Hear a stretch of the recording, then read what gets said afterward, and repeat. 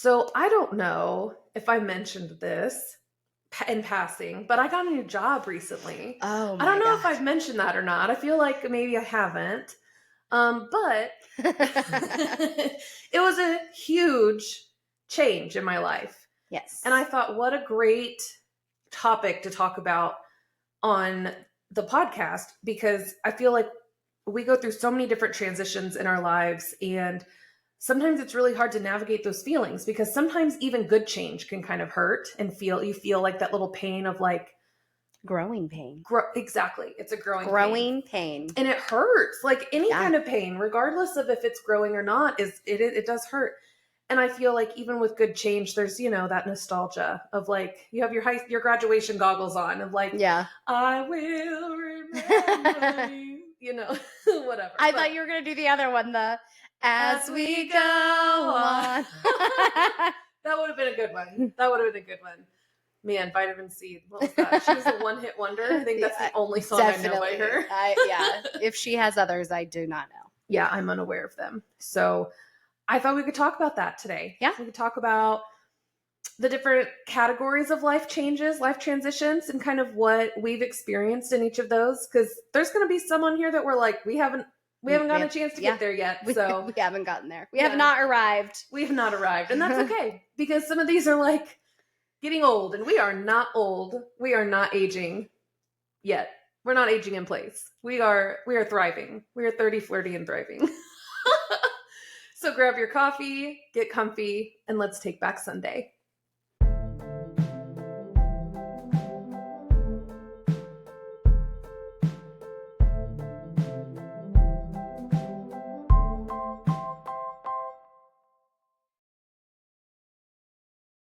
So we're going to transition into life transitions. Life transitions, people.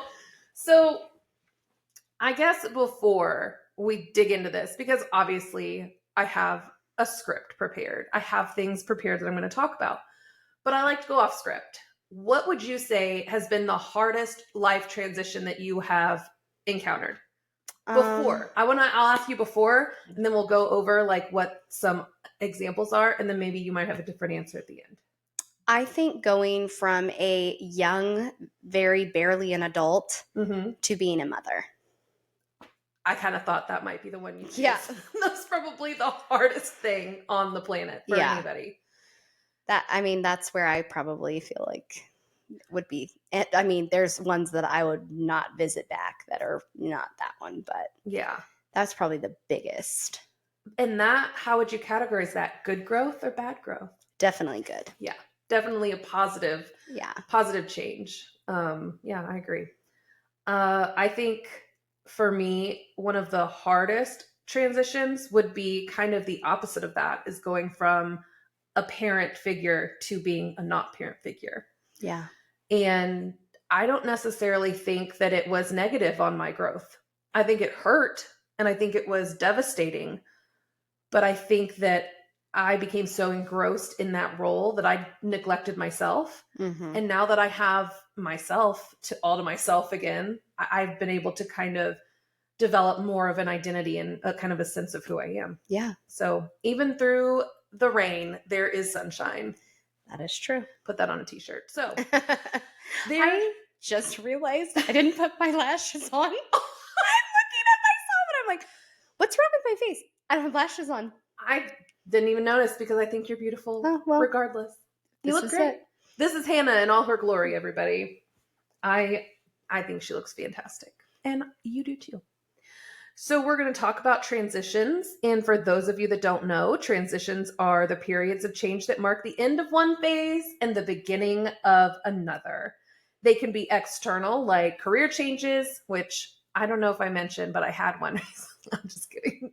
A move, or starting a new relationship, or internal, such as like identity, mindset, priorities, things like that. So transitions often involve like a mix of uncertainty, growth, and adaptation, making them, and this is my favorite word, pivotal. I think that might be my new word for 2025 is pivotal. We used the word pivot I just got back from my sales retreat for work, and the word pivot was used a lot, because it's like, if something doesn't work, we're just going to pivot. We're going to find a new way to make it work. Mm-hmm. I was like, oh, I like that. Find a way to say yes. Yes. The answer is always yes. We just have to figure out how to get to the yes. Yep. I'm learning that in sales. And I said yes to something that was a no. And my executive director had to come behind and like sweep up my mess and kind of help ease that conversation. So that felt not great. So anyway, so it's pivotal. These are pivotal moments in our personal and professional journeys. So personal growth transitions, their opportunities, right? Every change and challenge is an opportunity for self-reflection and reinvention. If you're Madonna, she's had like 7 different identities in our lifetime. They force us to reassess our values, goals, relationships. For example, the end of a relationship might spark, like for me, a new journey towards like self-love and independence. And it did. I mean, if you have been day oneers, you know my story and how I completely lost my identity for a very long time. And having that hard moment of pain was worth it in the end, because now I am a stronger person. And I feel like I know who I am more. And that's not a moment I would go back to. I don't think, if I had the choice. I don't think I would. Everything happens for a reason. And I think that my personal growth was worth the pain that I went through. But I don't want to go back. I don't want to feel that pain again. Yeah. Well, and where you are now is in a much better place than where you were then. Yeah, exactly. And there's that expression, like, if I knew then what I know now, things would be different. But it's like, you weren't supposed to know then what you know now. Like, you wouldn't have learned anything. Yeah. So even though, they can be challenging, they do help us build resilience, because we can do hard things. And that's what resilience is. We adapt and we become kind of a stronger version of who we are. I feel like that's been my experience with life transitions and personal growth. And I'm sure, do you feel like the changes and the growth that you've had in your personal life have been not good? I think they've been great. I do think that there are personal things that come up that are painful, but we can get into that later. So then I feel like professional growth is kind of the same way, a career change, a promotion, but then also on the other side, like a setback, like maybe you lost your job or you got demoted. I mean, look at Schitt's Creek. Yes. Like, that was a transition that was not good for them. Bro. But then it ends up being a good thing. But like, I would not say getting the FBI to like raid my house or the IRS or whatever and take all my money. Rose, the government is here. They're like taking out all of their stuff. Yeah, I wouldn't consider that to be a shining moment in my life if that happened to me. But in the end, there's this huge character development in that show. Oh, yeah. Like, they all, just from beginning to end, are just completely different people. You fold in the cheese. You fold it in. I don't know how to fold broken cheese like that. I love it so much. Me too. I love it. So basically, this growth, whether it's positive or negative, it pushes us outside of our comfort zones, and it encourages us to take those risks that lead to even more growth. So like losing your job is going to make you reevaluate your life and make you then grow in who you are to figure out what you're going to do. If you choose that path, there are people that this happens to them and they sit in that negativity. They sit in their feelings. They don't move. They get stagnant. And we talked about that with like identity. Yeah. You've got to, you have to want better for yourself, because nobody out here is going to want better for you more than you can want better for yourself. Does that make sense? Sure does. Snaps. I was like saying it out loud. I'm like, oh my gosh, I don't know where this train is going, but we have left the station. Yes. So these transitions, they matter because they're both an ending, like we said, an ending and a beginning. So what I want to talk about are the common like categories. So we've got like career changes, and examples of that are starting a new job, losing a job, changing careers, and retirement, because that's a huge life transition. Cannot wait. Oh, girl. Same. Then we have relocation. So moving to like a new city or country, moving in with somebody else, or downsizing. or upsizing, which I didn't know was a thing, but apparently you can upsize. Goals. Major life events like marriage or partnership, becoming a parent, divorce, or losing a loved one. We have educational transitions, so graduating, starting college, returning to school. We have health-related transitions, chronic illness or injury, recovering from an illness, and then aging. And we talked a little bit. We can touch on like end of life planning and how to age gracefully and like with dignity. You have financial transitions, buying a home, debt management, sudden wealth, which no experience there, or sudden loss of wealth. I don't have experience with that either. Like, I've kind of been floating by, kind of just barely making it my whole life, which that's fine. We have social and identity shifts. So becoming an empty nester, changing your social circle. So like moving on from old friendships or finding new communities of people, and then exploring your identity. So like coming out to your family, embracing cultural heritage, redefining your beliefs and your values. And then there's the fun, unplanned transitions like natural disasters or like COVID. That was everyone had to make a huge transition in their lifestyle. And I swear on sweet baby Jesus and the grown one too. I saw something the other day that there was this quad-demic, that there were these 4 viruses that were rampant and that there were mask mandates again. I said, never again will I go back to that. I will never live my life like that I was terrified to leave my house. It will not happen. Yeah. Shut it down. Fear mongering. Fear motivates people. Mm-hmm. Fear motivates people. So they took away the buffets. The buffets! I was thinking about Ameristar and how they don't have that buffet anymore. They shut it down and got rid of it during COVID. What? Yeah, I just want huge around the world buffet. Yes. And salad bars. They're like non-existent now. Dude, the biggest heartbreak of my life was when Pizza Hut got rid of their salad bar. I would go in there and just get a salad to go. Me too. When I worked there, I would take one home with me. Nothing is as good as you cannot make a salad as good as you can buy a salad. I don't know. No, you really can't. I've tried and I don't understand. I don't get it. It makes no sense to me. Anyway. So now hearing these different kind of categories, I think it'd be fun to talk about, maybe a momentous time with each of these, career changes. Obviously, I'm not going to go into that one because I've gone into it plenty. But starting a new job, losing a job, changing careers. Yeah. Is there an example? Yeah.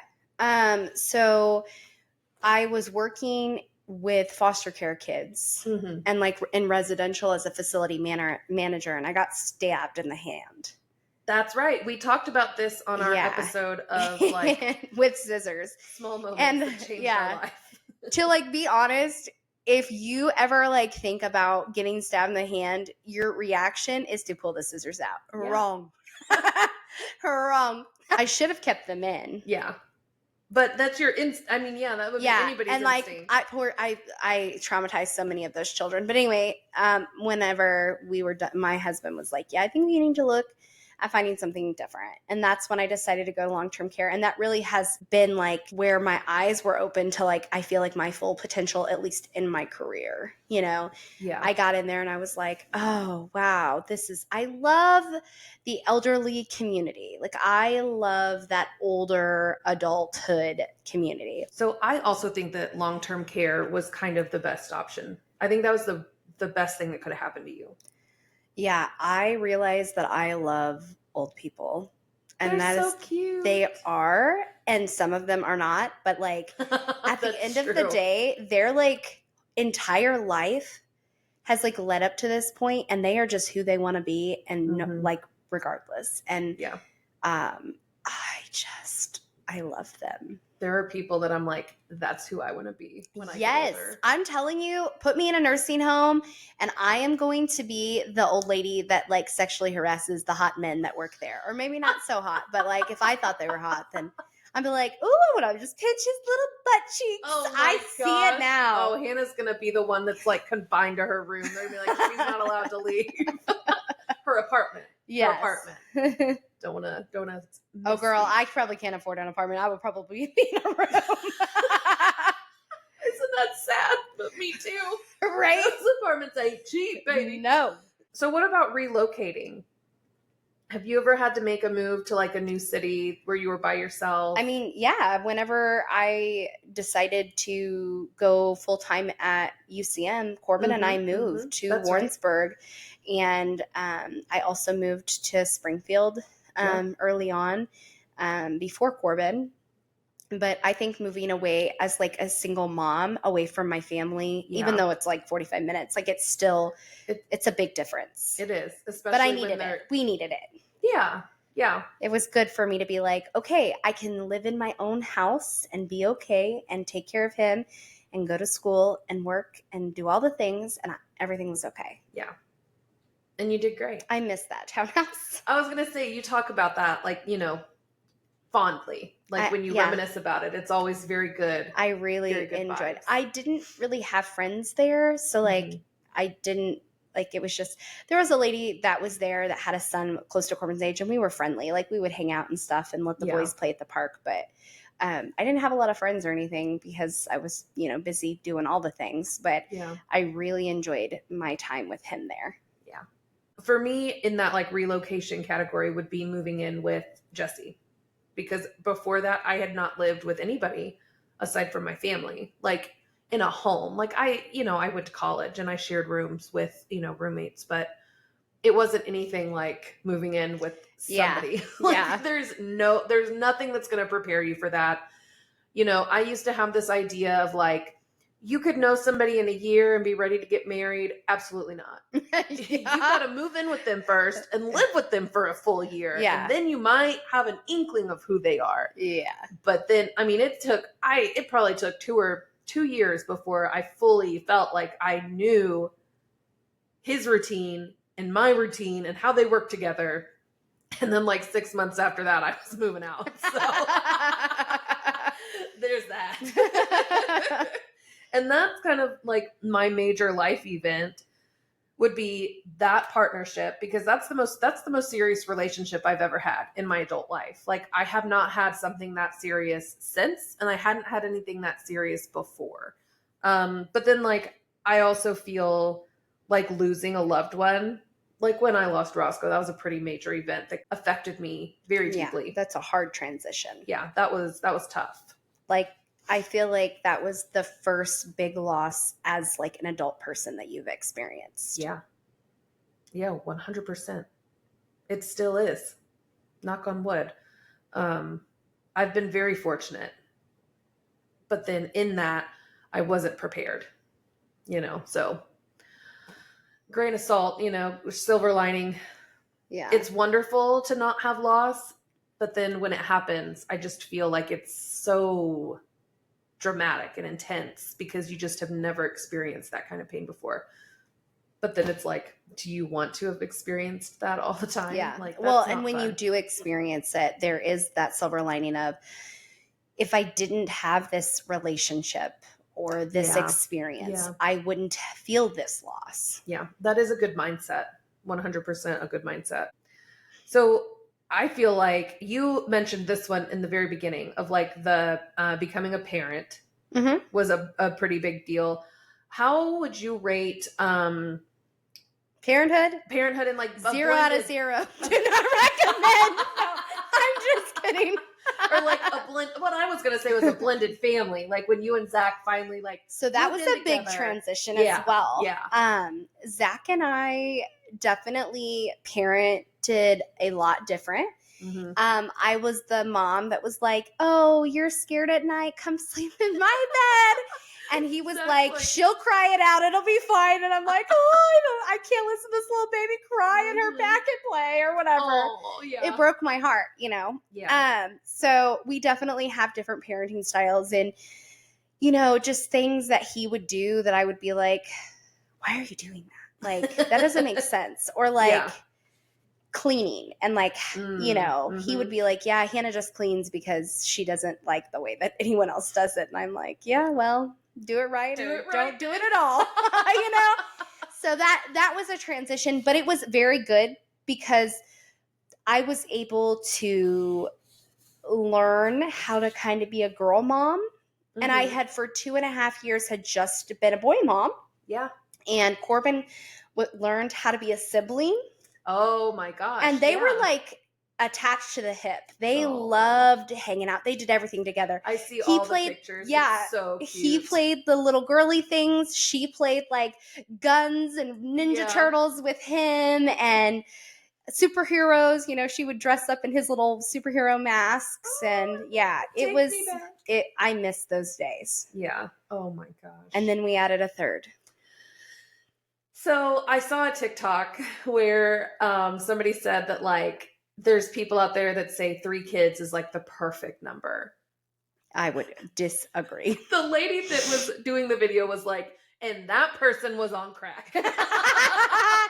Yeah, no. So you would agree. It's a triangle, man. Them triangles. Oh, they're so toxic. I always said that because when I was in a relationship, he had 2 kids. And I was like, if we have kids, we have to have 2 more. Because I'm not going to have a triangle. Yeah. You know, because somebody's always left out when there's 3 kids. Yep. And I honestly, not that we really planned Brinley. She was, we know how to make babies. Like, we know. But like, it was not a planned pregnancy. Right. You weren't trying. Yeah. No, I had a surgery. And right before surgery, got pregnant. So like it was an accident that had happened. It was, I won't give any details, but it definitely, the methods that we were using just didn't work. Yep. And she was meant to be here, but I would have waited a little bit longer and let there be a bigger age gap between her and Corbin because I feel like it would have been better. It's 5 years, right? That 5-year mark, yeah. Yeah, that's Caleb and Matthew, and they did not get along. Yep, I did not get along with my little brother, and we were 5 years apart. Yep, something about that, man. Yeah, so anyway, all of those transitions, even though they seem little, they are really, really big. I mean, they really have changed the trajectory of my life. Yes. I'm trying to think. The train is gone. My brain is stopped. Was it about the kids? Yeah. I figured. It was going to be about Adeline and Corbin. I thought maybe Ava and Isaac. I mean, I could talk about that. They're like, she was born in August of 2011. He was born in December of 2012. And they're close. Incredibly close. They fight like they hate each other, but they fight fiercely for each other too. Like they are best of friends. You know, they're thick as thieves. And they like can do everything together and they don't feel I feel like Ava's getting to the age where she might be a little like I'm too cool for that. Put off by it. Like that's kind of kiddish. No, I've noticed. Yeah, but for them, that's the first. This summer was like I was like because when they were little, it was like they could do everything together. Yep, and they did. And I think that it is. I think that she's going to start to try to reconcile those feelings of I still love my brother, but I want to do my own thing. Yeah, and that's fine. That's encouraged. Yeah, please go do your own thing. And I do think that they are slowly becoming, a little less enmeshed from one another and like developing developing their own personalities and friend circles and interests and things like that. And it's cool to watch them kind of grow apart a little bit. Because then they get to kind of be different people. Yeah. And so Brinley and Adeline isn't too bad of an age difference. And Adeline and Corbin is not a bad age difference. Right. Like when having kids. But the Corbin and Brinley is at 5 years is rough. Yeah. So this is what I was actually going to say was about my brothers. Oh. My mom. So it was me. 3 years later it was Caleb. And then 5 years later, oopsies, there's Matthew. And then my mom was like, well, Matthew has to have a friend. Sorry, Gavin. You were just conceived to be Well, sorry, Matthew. You were an accident. Well, honestly, he was a pill baby. Birth control pills did not work. And the same thing with Gavin. I was like, sue that birth control company. Right. But yeah, so that was what I was going to say in relationship to the triangle conversation. Is that she was like, we having 4. We ain't having a triangle. We're having a round square. And then we got Tyson and chose him. Yeah. So Dax is 8 years older than me. James is 4 years. And then Corbin. Jonathan is 5 years. And I was the only girl and a middle child, and I just didn't really feel. Oof. Now, when I was much younger, my brothers would like play with me and like let me be a part. But as we got older, they were like, I was on "You're my annoying." own. Yeah, I was on my own, and Jonathan and I could not get along or stand to be in the same room. It was so stupid too. Like looking back, I'm like, yeah, you're just being kids. I mean, it's literally like Brinley and Corbin. I honestly think I held resentment towards him because he wasn't a girl. I really wanted a sister. Really? Yeah. That's so stupid to say like now. But yeah, I feel like I was so excited to have a baby sibling. And then he came home and was a boy. And I was like, oh, I'm the only girl. See, and I don't really remember caring at all about if it was a boy or a girl. I just remember I'm like, great, there's another one coming. I'm just kidding. But it's like, I was the oldest. So Caleb was then 3 years younger than me. And then Matthew's 8 years younger than me. And Gavin's 10 years younger than me. So who was your mom pregnant with when she jumped over the chairs? That would have been Matthew. Okay. That would have been Matthew. Yeah, because we were in 4th grade. Okay. Yeah. Yeah. Yeah, it would have had to have been Matthew. Yeah, she like it was nothing. Yeah. Jumped over those chairs. Yeah, she wasn't playing games. Yeah. She don't play games about her kids. She said you could play with someone else. But yeah, so I don't know. Like Caleb and I fought like cats and dogs. Oh, just did like you? Corbin and Brinley. Okay. Yeah. Because he was kind of a little tag along. And I was like, I don't want you tagging along. Get out of my face. And now he's like one of my best friends. Like, go find something to do. Yeah, fool. Yeah. Yeah. There's actually, I'm the worst human being. I was a page at Wentworth one year for Millball. And I was jumping like across the bleachers with my friends. And Caleb wanted to play with me so badly that he was trying to jump too. And he fell and broke his arm. And I was like, I am the worst human being on the planet. I mean, I don't know how that makes you. I was 5 years old and I felt like I was just the worst person. I felt terrible. Like he was doing what you were doing. Like you didn't do anything in that situation. No, but like I felt guilty. Anyway, so I think that with major life events, I think are probably the highest for me in transitions that I've had. And then this most recent one that is, there have been a lot of growing pains with this new choice that I made. I don't really have a lot of experience with health related. Like, I guess chronically, I do have endometriosis that has negatively affected my life. But yeah, fertility. Yeah. Which we've talked about on here. Very openly. Yeah. But maybe I thought we could open this up to aging because it's coping, with aging transitions. It's coping with the physical along with the mental changes, as well as kind of the evolving role that you have in society. So I know that I work in long-term care in that space now, but not for very long. You have a lot of experience. Yeah. How can this aging process kind of be maybe a smoother transition? Because I feel like it could be, if you're not ready, it could be tough. Yeah. So I definitely think that there's no way to prepare somebody to really get to where they are like at that point where they're like, I can't do the things that I enjoy to do. I can't enjoy that hobby anymore because I physically, I don't think there's any preparing for that. No, but I do think that, starting at our age, starting to think about later on in life, what we're going to do, how we're going to do it.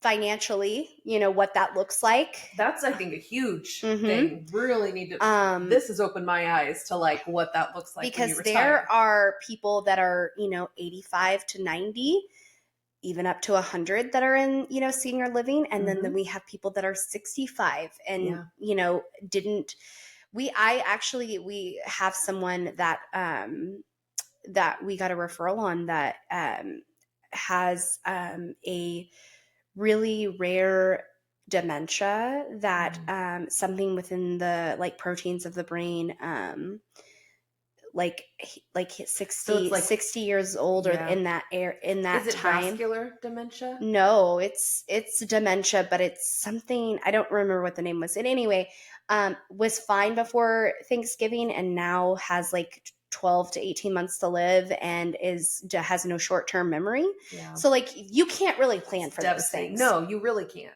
But what I can say is I've seen lots of people and lots of different lifestyles in long-term care.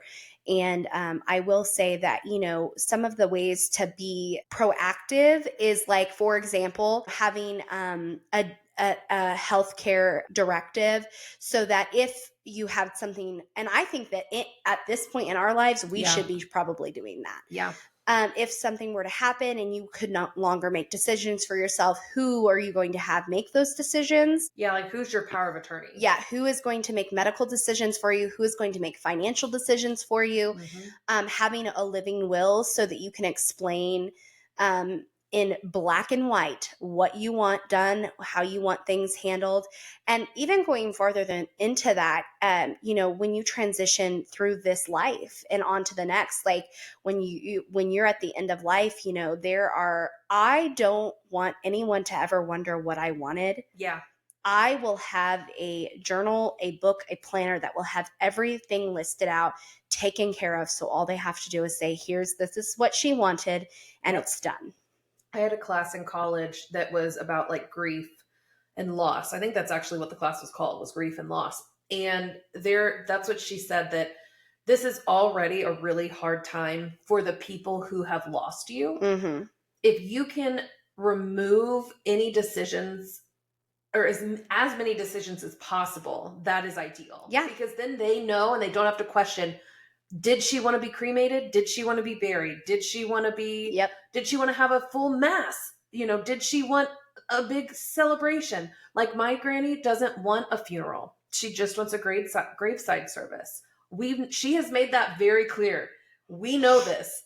It's going to be really hard to convince my mom to let it happen, but it's what she wants. Mm-hmm. And I think the funeral is not for her, that's for the people that are grieving.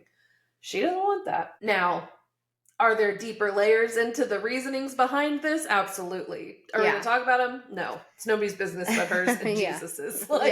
That's between her and her God. But I know that you want to be cremated. You don't want to be buried in a box. No, I do not. I know this. Because alive Hannah is super claustrophobic, and the idea of whether I'm dead or not, I know that whenever I go to meet Jesus, nothing about my body's going to matter. But right now, the thought of being put in a box is a little resting. No thank you. So I will be cremated, and so at some point I will put together just something for whoever is around for when I leave this earth, and that will answer all their questions and any thoughts. They don't even have to worry about picking out Bible verses. Yeah, don't have to worry about what casket you want. Nope. Exactly. And so there's like a packet that this teacher talked about, and it has like all of that. You just fill it all out. It's kind of like an I go missing folder, but it's like, should I die folder. Like, this is exactly what you can do for me. And that, I literally, what time is it? I want to go talk to my parents about this, because it's like, that's scary to think about. Yeah. Because you're right.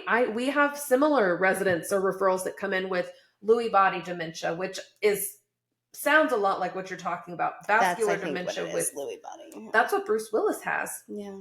It is sad. It's so sad. I've had so many in the past like 2 weeks, vascular dementia and then the Lewy body dementia. And I'm like, those people, I feel so badly for them, and I feel so badly for their families, because like you said, you don't prepare for that. You don't expect that to happen. You expect age appropriate memory loss. Yes. You don't expect that 1 week I know who you are and the next week I've never seen you before in my life. Well, and I think that it's become so common. Yeah. Dementia has become so common. Oh, we really have got to look into that and figure out why. I have a lot of thoughts on that, but that's for another day and another topic. But anyway. For another episode. But anyway. Put that on the hot takes episode. Yeah, I'll wear my tinfoil hat those days. I think I know where you're going, and I agree with you. So I definitely think that, that transition, the end of life transition, can be beautiful and wonderful, and can be difficult and depressing. Like it can it can go together in ebbs and flows. Yeah. I've seen a lot of people I will say I've been honored to see a lot of people pass away and move on to the next life and the next chapter. And that it really is beautiful, and it can be done in such an honorable and peaceful way.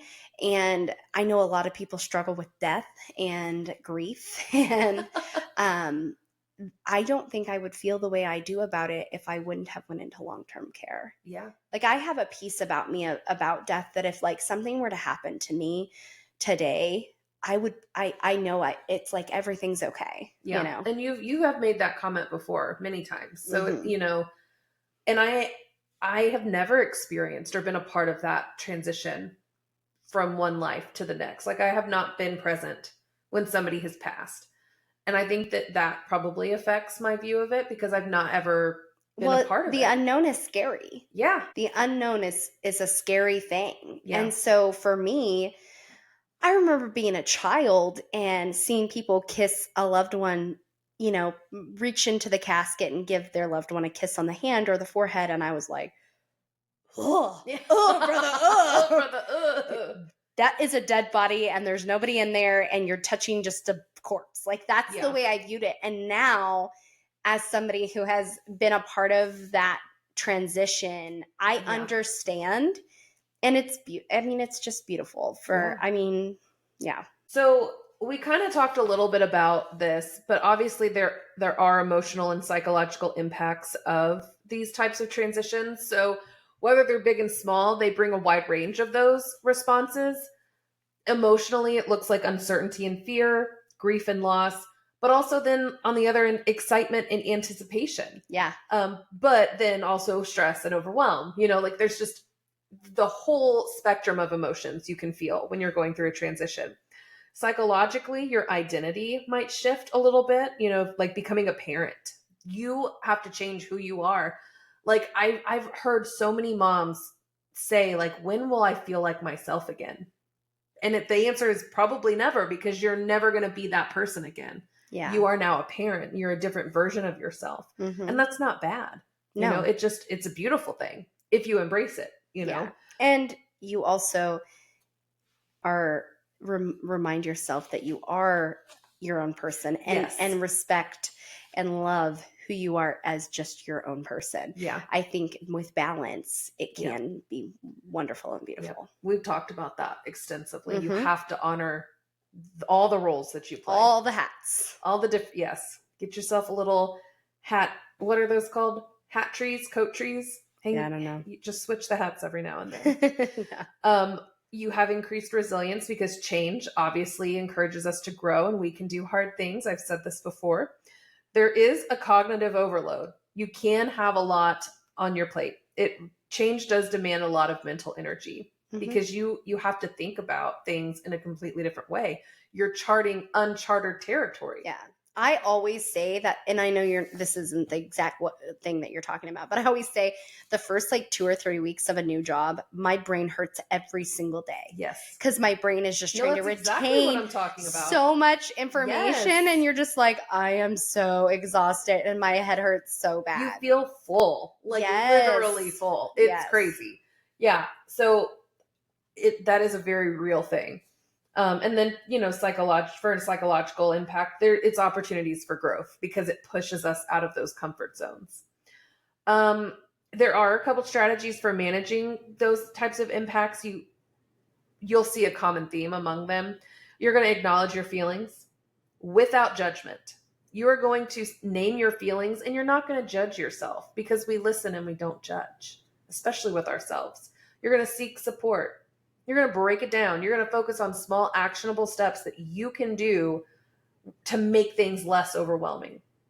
You're going to practice self-compassion because you're going to be nice to yourself. And you're going to reflect and reframe. And I feel like you encourage that a lot. Like, let's reframe your mindset on how are we going to look at this? Yeah, I do it to myself all the time because I be having a stinking thinking sometimes where I am just like really. What was that? Stinking thinking. I've never heard that before. where I get real down and like everything sucks and I hate it. And I have to be like, oh my gosh, there are so many people that would love to be where you are. Yes.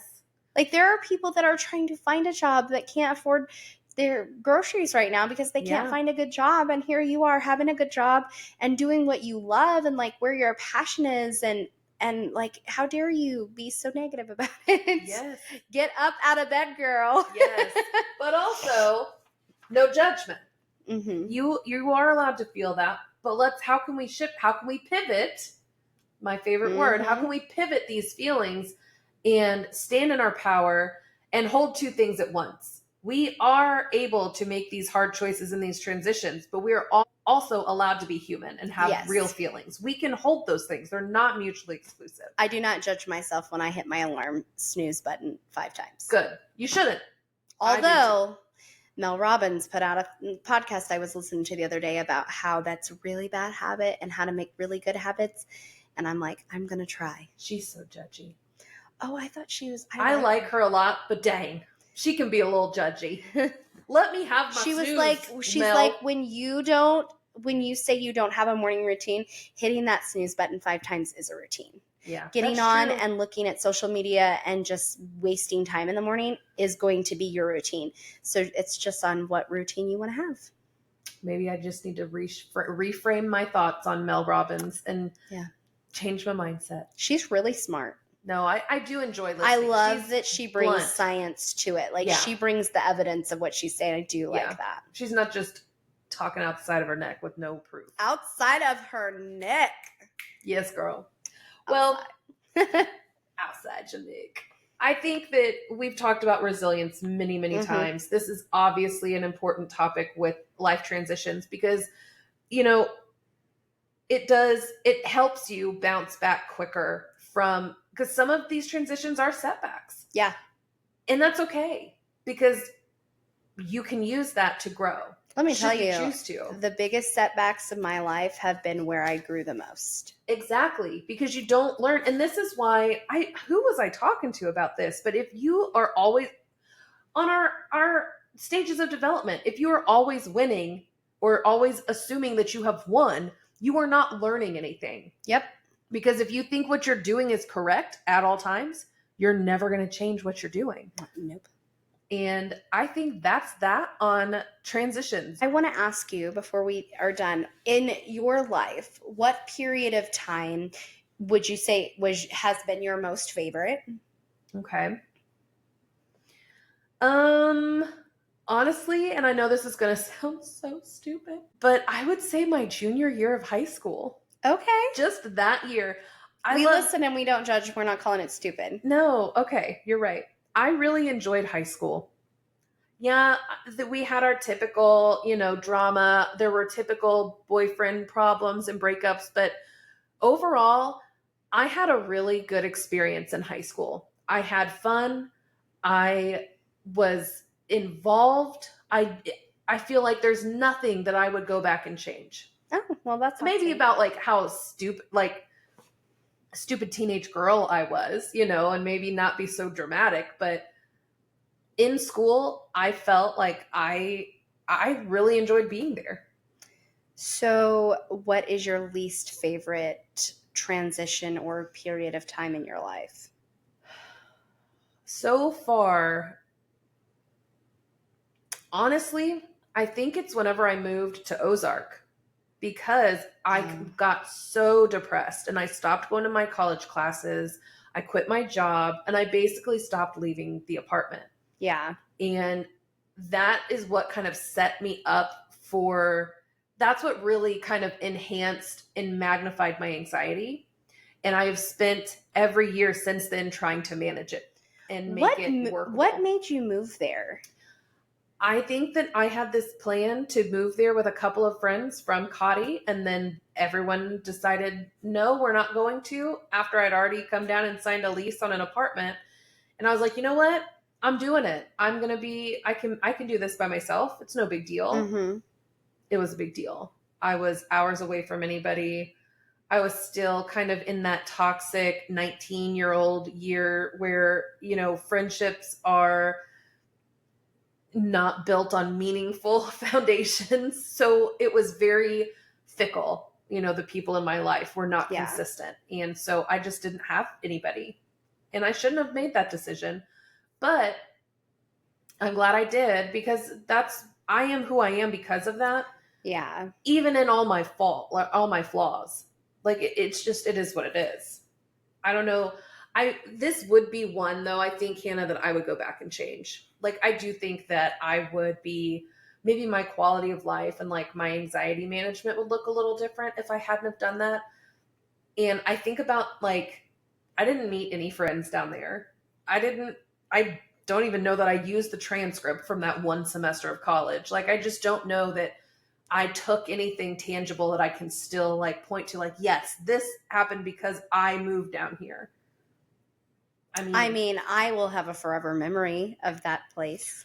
Oh my gosh. Yeah. A terrible forever memory of that place. But yeah. Yeah. It was just, that was not the vibe. That was terrifying. I definitely think that like any school age, let's say like 4th or 5th grade and up, I'd be okay with never going back. Yeah. Do you want to talk about why? I always felt like I was kind of an old soul, and like I didn't really relate to people my age very well. Like when everybody was listening to NSYNC and Britney Spears, I was listening to like 50s and 60s you really music. You really and were. I just never felt like I really truly belonged. And I felt like I could have been in a room full of people that were there for me, and I still would have felt like I just didn't belong. That makes me sad. So 4th grade Bianca was oblivious. I promise you. Well, I was going to say, I should probably say more like 7th, 8th and up. I gotcha. I definitely, like middle school. Yeah, I definitely just did not know who I was. I didn't know why I was the way I was. And I did not feel like, and I honestly felt like I didn't feel like I belonged anywhere until I started meeting people and partying. Really? And then I started feeling like I really belonged. Yeah. And that was just a lie, you know, but that was a transition too of like going from all these people that I used to hang out with to like cutting them off, not really cutting them off, but just being like drawing harder boundaries. Yeah. I was like, you know, I'm not going to be seeing you or hanging out because you're doing this. And this is, you know, the path I'm choosing to go on. And really, honestly, the biggest life transition for me would be probably the last, I'd say, 3 to 5 years of, you know, like having a medical condition that then, well, more than that, I guess it would be like maybe the last 7 years, having a medical condition that then kind of put me in a bad headspace. And then I kind of really was looking for happiness and meaning and then went down, you know, a wrong path. And really now I feel like I do know who I am, and like I am who I am because this is who I am. And like I'm not trying to be somebody else or try to fit in with people. Like it's just me. Yeah. You know, you are who you are. Yeah. I said what I said. I said what I said. No, I don't really know how we got. I was going to say, I don't really know how I got here, to be honest. Like, I look back and I'm like, I don't know where I was like, well, this is who I am, but screw it. Sobriety, man. Yeah. Maybe I just really had to peel the layers down of everything. Because I feel like as a kid, I was always trying to be a good kid. Yeah. And so like everything I did was to appear to be a good kid and to appear to be a good daughter and appear to be a good student. And like I was just doing what I thought I needed to be doing. Yeah, going through the motions. Instead of like, well, is this really who you are? Yeah. So that's, I think, that would be a fun episode. That'd be a fun episode just to relive the middle school years. Oh, girl. Be a terrifying episode. Nobody needs to hear about my toxic self in freaking 7th and 8th grade. Oh, we were the best. That was when we were just listen, our best Bianca like does not cause confrontation hardly ever, but one time in middle school she did for me. And I will never forget it. She said, well, if she's going to be in trouble, then we all need to be in trouble. And tell him who I said that to, because it wasn't a friend. Was it the assistant principal? Mm-hmm. The assistant principal. Yes. It was I was like. She marched herself into that office. And I sure did. I was like, we ain't doing this today, Mr. Steele. We ain't doing this today. What do we used to call it, Mr. Aluminum or something? Like, I don't think so. Mr. Foil? I don't know. Somebody did. Because, yeah. I don't know, Mr. Plastic. I don't remember, but it was something like less than steel. Not as strong as steel. Oh no, he was like a military man. Yeah, he was, and his eyes were like multicolored on both sides. Yes, that was cool. Yeah, I let him know. I was like, she ain't gonna be the one to get in trouble for this. And then I had to call my mom. I'd be like, what did I just do? Coach Mac was like, you can use my. Oh, Coach Mac was such a fun teacher. Yes, he was. Yeah, so there's little bits and pieces of like school age Hannah that I'm like, oh, that was fun, or this was whatever. But like in total, 0 out of 0. Don't recommend. Never want to go back. Way. Like, I don't know that I would go back to necessarily middle school. 8th grade, I think, was my most fun year. Yeah. I think I had the most fun during 8th grade, but I honestly feel like I felt so trapped in my body and in this town that everything just felt so negative. Dang. Yeah. And that's why I graduated a semester early and I got out. And then I came back and here I am. And we're so happy that I'm happy to be here now. But yeah, I did. I felt trapped in a body and in a kind of a family that I didn't feel like I belonged in. And then I felt like I didn't belong in this town. I didn't feel like I belonged around our friends. Like you guys were my friends, but I never felt like I was really like had a circle because I always just felt like I couldn't relate. Right. Well, and you were always in different like groups. Like you did DECA and you were at the Votech a lot, and we were all on the main campus. I make it sound like this is a huge campus. It was a one building thing. But we were all in the high school. We did academic team together. We did the musicals together. We were all in band together. Like we were all like, we were in this core group or core classes together, core group of activities that we all did together. So I can really see how that would feel. Yeah. I hate that. I hate that. It's fine. I mean, we're fine. And we're over it now, but that makes me think, because we talked about in the identity episode, you're like, which one of these, where did we go wrong? And it feels like that identity one, like identity versus role confusion. Is that like adolescence? Mm-hmm. Yeah, girl. Like, I definitely say that's where it hit me. Dang, maybe we need to do like a follow-up episode on that and like talk about which ones we both feel like went wrong in our lives. So I saw Levi this week and he said he is really excited for this and he wants to do the same thing, like go through and be like, okay, where did maybe I get off or didn't get off, where did we go off course? Yes, a little like bit? What did I not accomplish in what stage? Yeah, what's unresolved? Because he's also been open in recent podcasts about really kind of struggling currently, just with happiness, contentment, those kinds of things. And I actually told him, I said, I feel so bad because I see you often through work, but like when you know somebody in a professional setting, you don't try not to act like I try to be respectful because I am an open book. So like I try not to ask too deep of questions because I don't want to make anybody uncomfortable. And I was like, I feel bad that I've never like really been like, how are you? How are you? Yeah. Yeah. Ask the hard questions. Ask the hard questions. Yeah. We have to ask hard questions in our job all the time. Mm-hmm. We can do it with our friends. If we can do it with people we don't know, we can do it with our friends. Yeah. So there you go. Ask hard questions. Be there for each other. Show up for your friends when they are in transition because it is hard. Mm-hmm.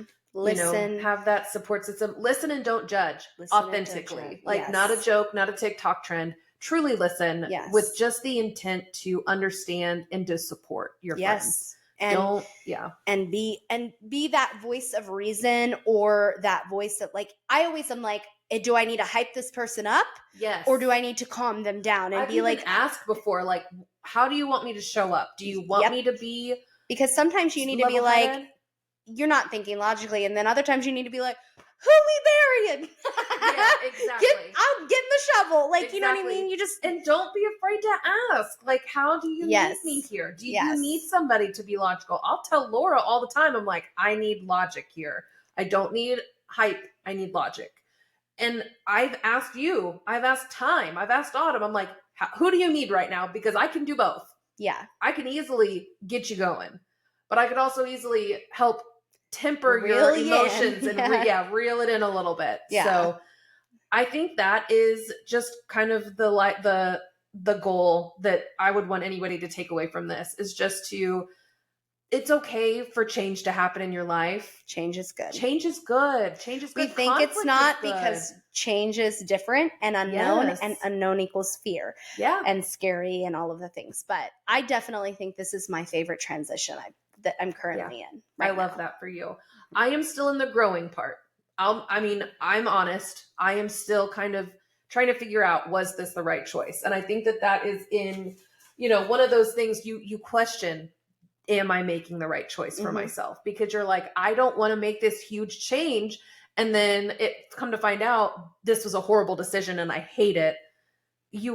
I'm working through the feelings that come with change. I am in the middle of it. So stay tuned because it's a journey. In the thick. I'm into the thick of it. Yeah, exactly. And I will say Hannah has showed up for me as somebody to help kind of neutralize some of the feelings that I'm having, which has been nice because it's hard sometimes to get neutralized when you want to be hyped up.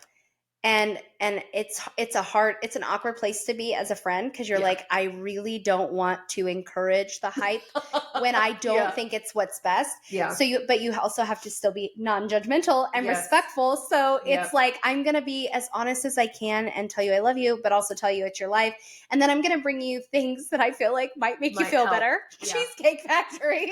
Oh, it helped so much. That day, I was like, when you're having a hard time, sometimes you just need some treats. Coffee and Cheesecake Factory. That raspberry lemon cheesecake gave me life. Like we're gonna have to find a recipe for it. The red velvet is still my favorite. I've literally never made real cheesecake before. Oh, we should do it. Yeah, we got to get a spring pan though. Yeah, I might have one. Hell, I don't know what I've got. Sunday Society, we love you. We are here for you in your time of transition. We support, we listen, and we don't judge. Like us, follow us, comments. We want comments. We got some really good comments on TikTok. Oh, yes. So find us on YouTube, find us on Instagram or X. So weird. I love Twitter on X. It makes me feel dangerous. And you can comment, like, subscribe, all the things there. All the things. Or on Facebook, you can leave comments on there too. I'm definitely on Facebook the most. Yeah, Reels. Because we're millennials. We be putting them Reels on. Yeah, Facebook is still where it be at, and that's okay. So we will see you guys next week. Yes, it's going to be a special episode full of love that Hannah's going to lead. But in the meantime, I'm Bianca. I'm Hannah. And we are Taking Back Sunday.